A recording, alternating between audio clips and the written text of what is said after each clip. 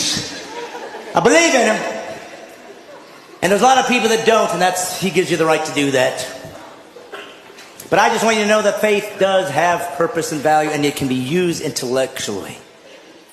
And people say, yes, what's the difference? You know, the Bible's just another book. No, first off, that's wrong. The Bible's not a book. The Bible's 66 books. 40 different people wrote it. Over 1,500 years. There's never been a book like that in history. Ever. Does that make it the Word of God? No. It just means it's worth considering. Because there's never been a book like this. Gives you some reason to consider it over the others. Well, how about history? For hundreds of years, archaeology has used the Old Testament and New to find buildings, to find people, to find civilizations, to find kings that didn't exist or they didn't think they did. And suddenly the Bible said they're there and they dug it up and there it was. Does that make it the Word of God? No. It means it's historically accurate. Real people really existed and really wrote down what they saw. It's worth considering. And then they said, we're going to have God show up. And lots of people said that. Lots of religions say it. Don't worry, we'll prove it as a rational God would do. I will do prophecies. I will show that I'm not trapped in linear time, that I can see beyond where you are. I will give prophecies to tell you what the guy, when I show up, when God appears on earth to reveal himself, I'll show you what he's going to look like. Over 300 prophecies. And then a man showed up one day named Jesus.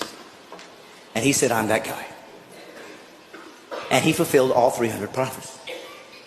That's impossible. People could say, well, yes, they just wrote it afterwards and filled it all in. But we know that the first Greek translation of the Old Testament was done 250 years before Jesus was born. So how could they possibly know that he'd be born in Bethlehem? How could they possibly know he was going to be crucified when crucifixions didn't even exist as a capital punishment yet? How could they know that he'd be betrayed for 30 pieces of silver 250 years before there was a Jesus? Does it make it the Word of God? No, but it's starting to get close.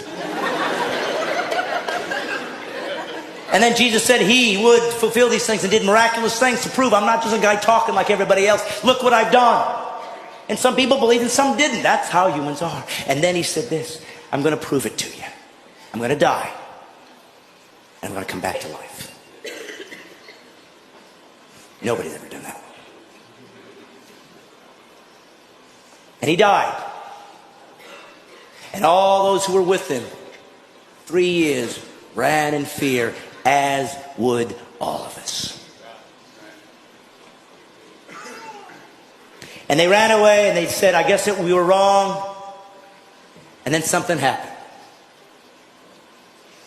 Something happened that made all of these guys come back and be willing to be martyred for this belief system, except for one. Of course, John was sent off, but everybody died a martyr's death. What was it for? Because they thought they were going to get rich? There was no riches here. There was no riches. The Roman government hated them. They wanted them destroyed. They'd use them as people that could be eaten alive by animals for sport and entertainment. You were kicked out of your culture. The Jews weren't going to take you in, so there was no value there. There was nothing good here. There was nothing here to gain. And they all still died for what? Because they found a new religion? No, for one reason. They said this. I saw him die. And I saw him